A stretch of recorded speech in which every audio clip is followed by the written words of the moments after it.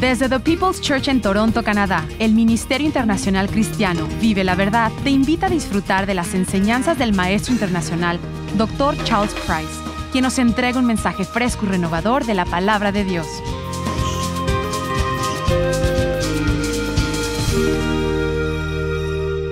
Si tienes una Biblia, voy a leer del libro de Isaías, capítulo 6, y voy a leer los primeros 6 versos, así que mantén tu Biblia abierta. Vamos a ver el resto del capítulo también. No es un capítulo muy largo.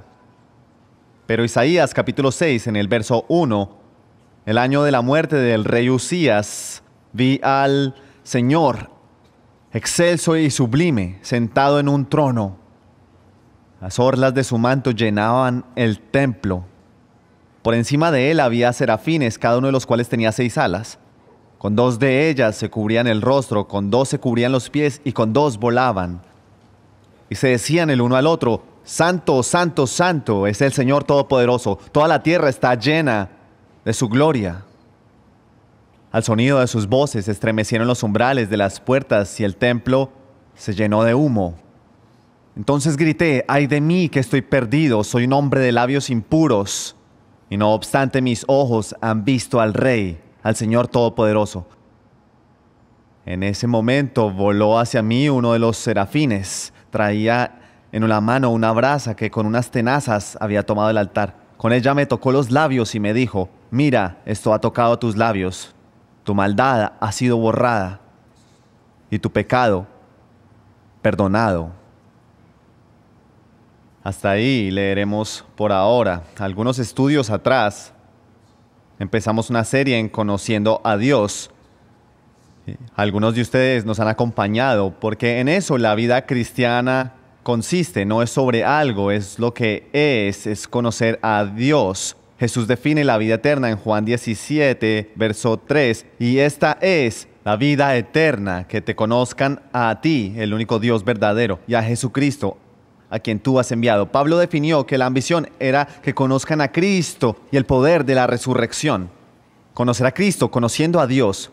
Su oración para los Efesios, en Efesios 1, verso 17, fue: pido que el Dios de nuestro Señor Jesucristo, el Padre glorioso, les dé el espíritu de sabiduría y de revelación, para que lo conozcan mejor.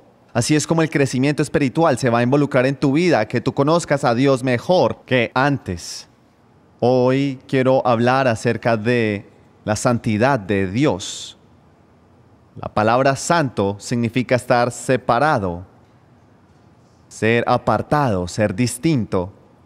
En la Biblia usualmente se usa para describir algo que ha sido separado de un uso común para un uso divino. Por decirlo, los utensilios santos en el tabernáculo y luego en el templo, ellos eran descritos como santos, son separados de lo normal, uso mundano, para un uso divino. Este es el significado de la palabra santo, ser separado.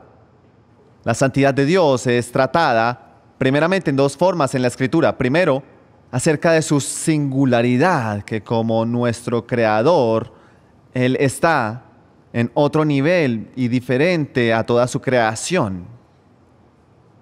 Como Ana oró en 1 Samuel 2, verso 2, nadie es santo como el Señor.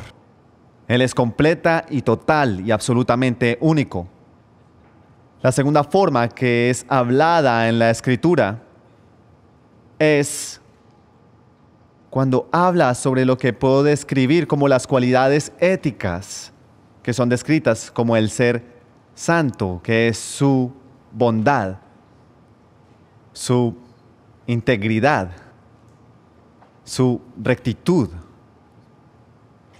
su sin igual pureza, manifestada en varias formas. Encuentro en la Escritura que cuando hay encuentros con Dios y su santidad, como aquí en Isaías capítulo 6, no es que Isaías tuvo una revelación de la santidad de Dios, tanto que él experimentó la santidad de Dios. Le hizo algo a Isaías. Y la santidad de Dios no es solo una teoría o un grupo de atributos o una expresión de las cosas que Él hace. La santidad de Dios es algo que tú y yo necesitamos encontrar, y me pregunto a mí mismo mientras comparto esto, ¿hasta qué punto me he encontrado y experimentado a Dios en su santidad? Isaías tuvo una experiencia de la santidad de Dios aquí en Isaías capítulo 6. Y creo que la mejor manera de compartir este tema contigo es simplemente darte una exposición de este capítulo, esta experiencia. Te leeré de nuevo el verso 1. En el año de la muerte del rey Uzías, vi al Señor, excelso y sublime, sentado en un trono. Las orlas de su manto llenaban el templo. Pero ahora, cuando lees esta primera afirmación, en el año de la muerte del rey Uzías, pareciera la mención de un evento como referencia. Ellos no tenían calendarios como ahora, y ellos usaban eventos grandes. Se sabían los eventos ocurridos. Y Uzías murió alrededor del 740 a.C. Podemos identificarlo fácilmente, pero quiero sugerirte algo más que solo eso. En Isaías capítulo 1, verso 1, el verso que abre este libro, Isaías marca su ministerio. Déjame leerte Isaías 1, verso 1, visión que recibió Isaías, hijo de Amós, acerca de Judá y Jerusalén, durante los reinados de Uzías, Jotán, Acaz y Ezequías, reyes de Judá. Mira, déjame decirte algo acerca de Uzías, porque es interesante e importante. Solo anda a la segunda de Crónicas, capítulo 26, si tú tienes tu Biblia contigo. Segunda de Crónicas, capítulo 26, y déjame leerte del verso 3 al verso 5, solo 3 versos que describen a Uzías. Dice que Uzías tenía 16 años cuando ascendió al trono y reinó en Jerusalén 52 años.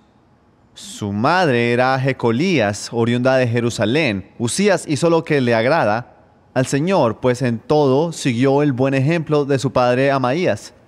Era un hombre de Dios a la cabeza de la nación. E Isaías sabía eso. Era Dios quien le daba el éxito. Él era el modelo a seguir de los jóvenes de la nación.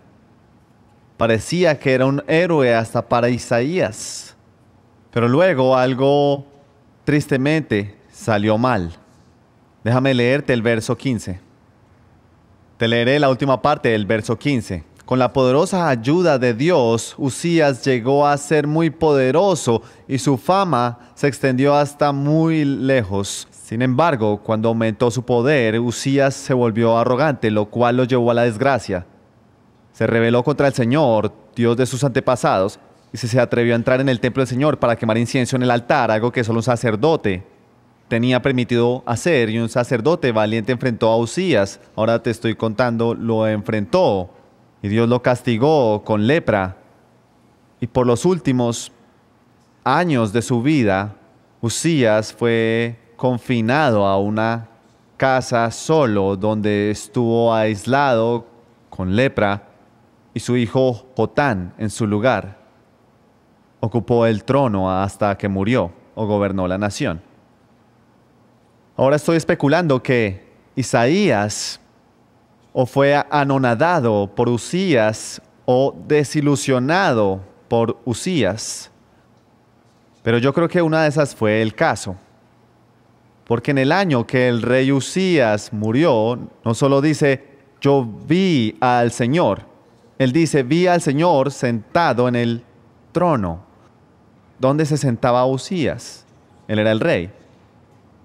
Él se sentaba en el trono. Y a veces tenemos que ser decepcionados por aquellos en quien confiamos en vez de Dios, y es tan fácil hacer eso antes de que tengamos un real encuentro con Dios mismo. Esa es la primera cosa que quise señalar sobre su encuentro con Dios, su experiencia sobre la santidad de Dios. Primero que nada, hubo un obstáculo que debía removerse. Segundo, esta es lo que voy a llamar el ser consciente de que haber una renovación.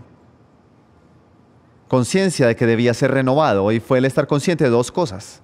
El estar consciente primero de Dios mismo. Ahora Isaías dice, desde luego, conocía a Dios, él era ya un profeta.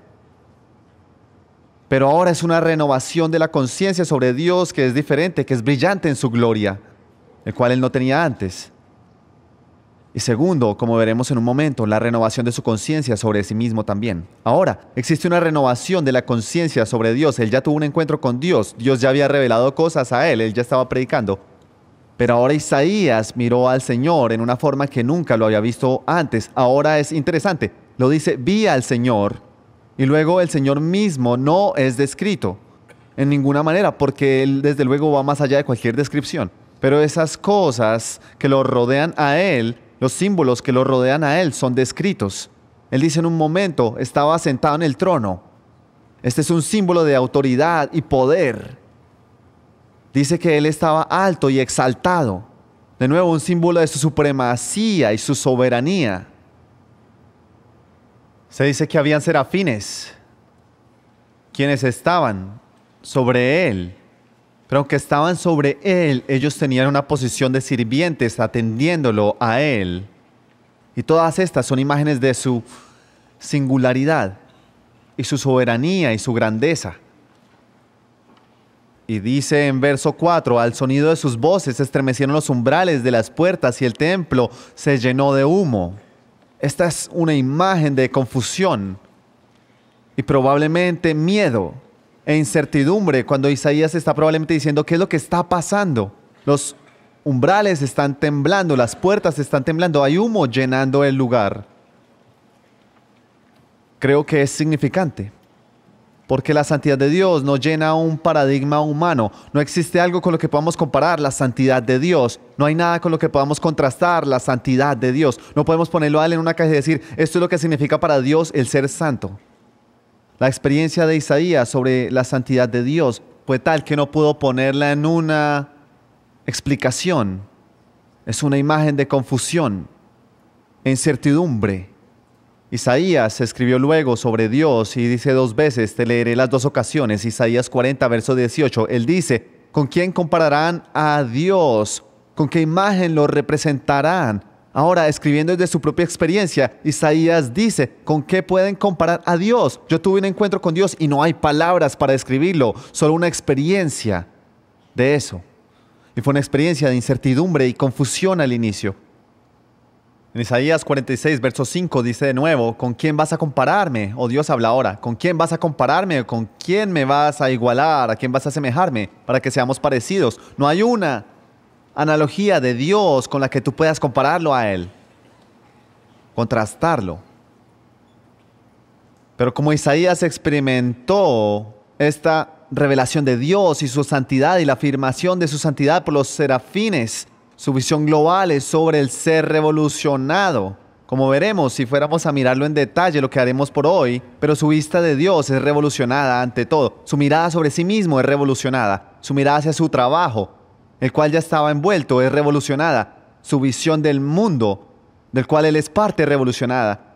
Ahora, estos son asuntos grandes. Dios, yo, mi trabajo, mi mundo. Estos son asuntos grandes en nuestras vidas, pero se transforman y revolucionan cuando nos encontramos con Dios, así como Él. Podría sugerir que ha habido un encuentro con Dios si seguimos pensando de la misma manera después de haberlo hecho. No hemos tenido un encuentro con Dios y nuestras mentes no han sido moldeadas y cambiadas. Es por eso que somos transformados por la renovación de nuestras mentes. Cuando nos encontramos con Dios, nuestras mentes son moldeadas y cambiadas.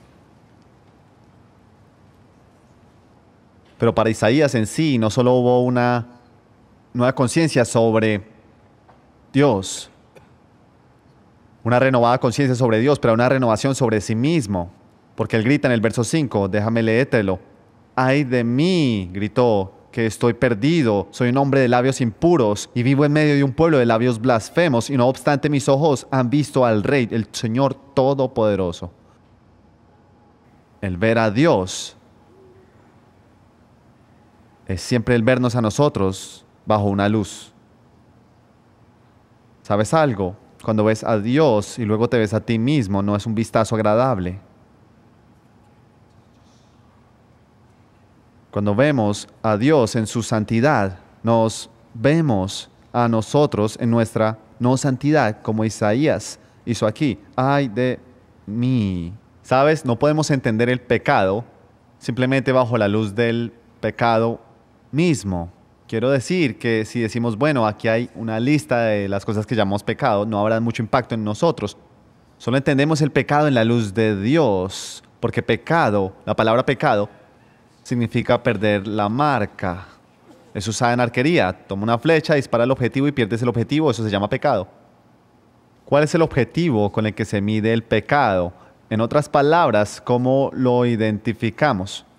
Y muchos de ustedes deben saber el verso en Romanos 3:23. Pues todos han pecado y están privados de la gloria de Dios. ¿Cuál es la gloria de Dios? La gloria de Dios es la pureza moral de Dios. Es el carácter moral de Dios. Y esos serafines dicen, santo, santo, santo es el Señor Todopoderoso. Toda la tierra está llena de su gloria.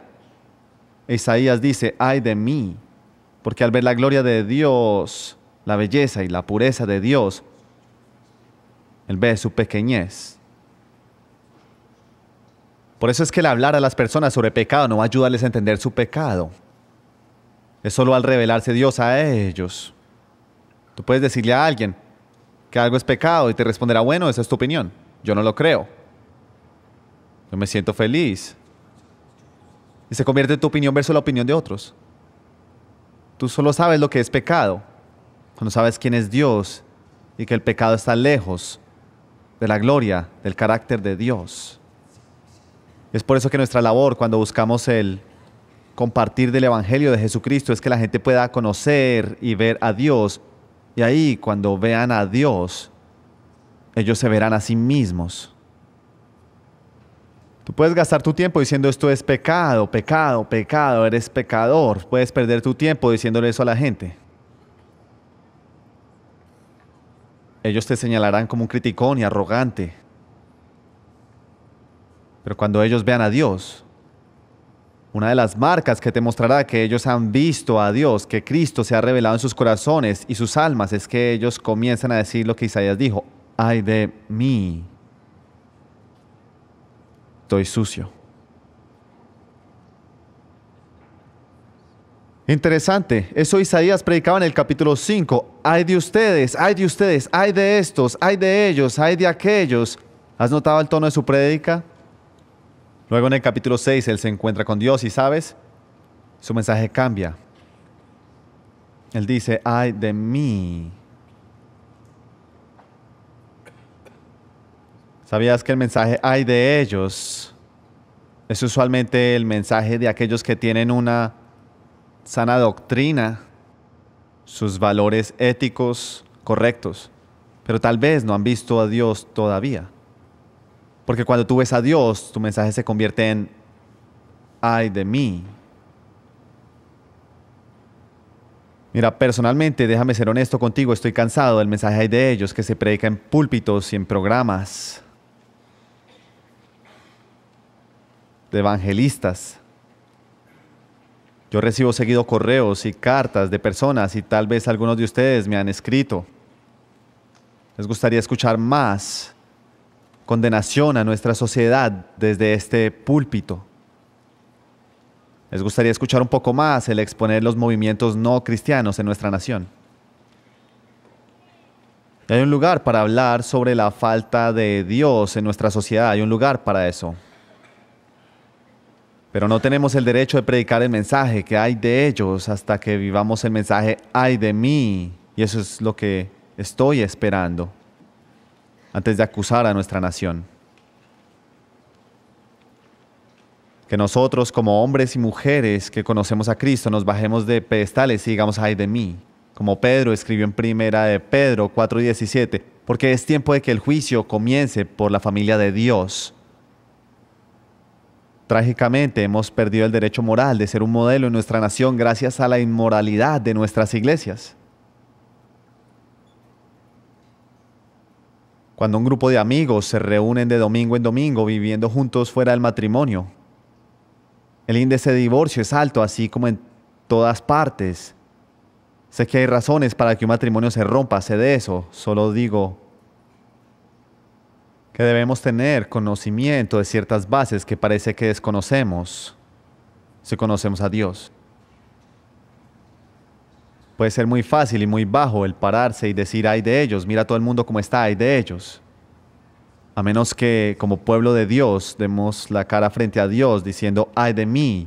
Ahí es cuando descubrirás lo que Isaías vivió después. Dios le dijo que fuera a hablar a la nación.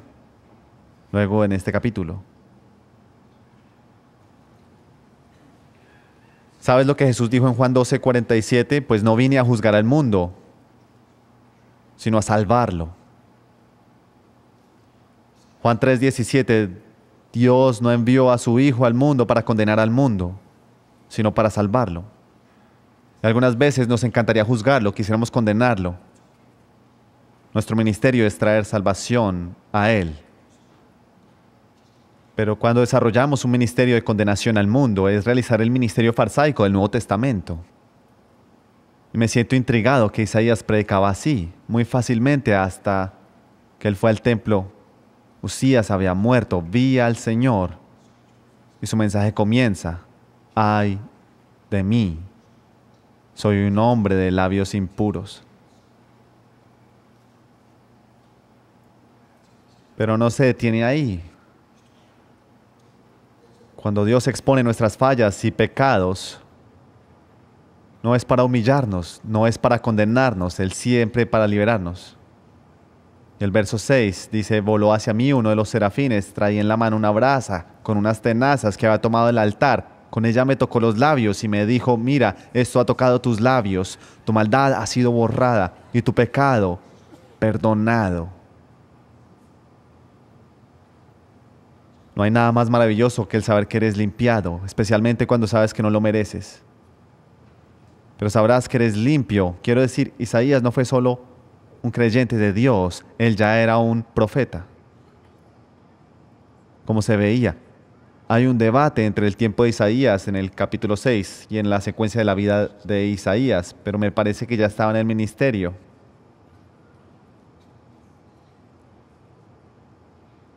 Pero ahora que él se encontró con Dios y él vio su pecado, ay de mí, tu maldad ha sido borrada, tu pecado perdonado. El serafín que ministraba la santidad de Dios, luego ministra la limpieza de Isaías. Encuentro interesante que el pecado de Isaías pareciera que tenía que ver mucho con su boca. Lo notaste en las palabras. Él dice en el verso 5, soy un hombre de labios impuros. Verso 7, me tocó los labios y me dijo, mira, esto ha tocado tus labios, tu maldad ha sido borrada y tu pecado perdonado. Podemos solo especular sobre lo que pasaba con los labios y la boca de Isaías, que necesitaba ser perdonado. Me pregunto si estaba en un pedestal alto diciendo, ay de ellos, tú, ahí, allá abajo. Y Dios habló, ay de mí, Señor, limpia mis labios. Pero lo que encuentro interesante y lo que encuentro es un patrón en la forma de tratar de Dios con nosotros es que la misma área de su pecado, sus labios, se convierten en la misma área de su ministerio. Porque a él le dijo, anda y habla. Eso se llama redención. La palabra redención es del redimir, es comprar el regreso. Algo que se fue. Isaías dijo, Señor, yo soy un hombre de labios impuros, mi boca está sucia. Dios no viene y dice, está bien, déjame limpiarte, pero ahora mantén tu boca cerrada por el resto de tu vida. No, Él limpia y luego Él encomienda en esa área de su falla. ¿Sabes? Pablo escribe sobre el ser consolador, con el consuelo con el que podemos confortar a otros. A veces el área en la que tú y yo podemos ser más efectivos en nuestras vidas es el área de nuestra mayor falla y pecado, porque ahí es donde hemos experimentado y conocido la gracia de Dios. Dije que hay 3 puntos y el tercer será muy rápido. Primero, hay un obstáculo que debe ser removido. Usías, cuando él murió, vi al Señor. Al estar consciente que tengo que ser renovado, el ser consciente de Dios, consciente de mí mismo, y ahora existe una dirección que debe ser revisada. ¿A dónde irás con tu vida, Isaías? Porque cuando yo sé de la limpieza de Dios, escucho su voz dice, ¿quién irá por nosotros? Date cuenta que Él no va y le dice, bueno Isaías, ahora que estás limpio, ¡pum!, te fuiste, te voy a presionar en la dirección que quiero que vayas. No, Él le invita, ¿quién irá por nosotros? Y la respuesta viene, aquí estoy, envíame a mí. Por eso Dios nos ha dado no solo Isaías 1 al 39, la experiencia de Isaías antes del exilio, sino su entendimiento profético de qué pasará cuando la gente regrese. Isaías 40 al 66 es una de las secciones más ricas de la Biblia. Al ver la soberanía de Dios y el trabajo de Dios y el fruto de Dios trabajando para su gente. La santidad de Dios es para ser experimentada. Isaías nos enseña. Fuera de este encuentro, una vida y ministerio que cuando llegues al cielo, tú descubrirás que aunque tal vez no lo veas en ese momento, era el trabajo de Dios. Isaías no sabía que estaba dejándonos el libro más largo del Antiguo Testamento. No sabía. Él solo supo que había encontrado a Dios en toda su belleza y santidad. Él se vio a sí mismo. ¡Ay de mí! ¿Quién irá por nosotros? Aquí estoy, envíame a mí. No me importan las consecuencias, solo quiero complacerte. Es una forma muy relajante de vivir una vez que llegas a ese punto. Tú no tienes que probar nada a nadie. Tú solo vives día a día en dependencia y obediencia. Y Dios en su santidad va a hacer un trabajo santo a través de nosotros.